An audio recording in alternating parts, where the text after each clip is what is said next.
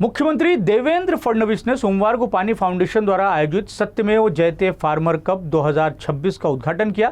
इस दौरान उन्होंने कहा कि अब महिलाओं को किसान का दर्जा देकर उन्हें किसानों के लिए संचालित सभी सरकारी योजनाओं और लाभों के लिए पात्र बनाया जाएगा। बाबुळगावच्या चैतालीताई असतील की ज्यांनी सांगितलं कशा प्रकारे शेती नसलेल्या महिला एकत्रित आल्या।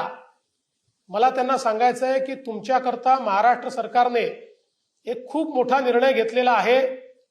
याच अधिवेशनामध्ये आम्ही महिला शेतकरी बिल पास करतो आणि या बिलामुळे तुमच्यासारख्या ज्या महिला आहेत, कारण आपण बघितलं शेती क्षेत्रामध्ये आमच्या सगळ्या भगिनी शेतीत काम करतात, पण शेती मात्र भावांच्या नावाने आहे।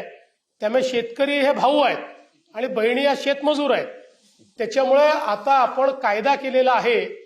या कायद्याच्या माध्यमातून या सगळ्या बहिणींना शेतकरी दर्जा आपण देणार आहोत। तशा पद्धतीचं त्यांना शेतकरी म्हणून सर्टिफिकेट आपण देणार आहोत आणि शेतकरी म्हणून जेवढ्या योजना आहेत त्या सगळ्या योजनांकरता त्यांना आपण एलिजिबल करणार आहोत।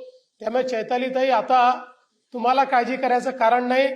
तुमच्या गटातल्या या ज्या 24 महिला आहेत, या 24ही महिला त्यांच्याकडे शेती असो का नसो त्या शेतकरीच होणार आहेत आणि त्यांना शेतकरी हा दर्जा येत्या काळामध्ये आपण देणार आहोत।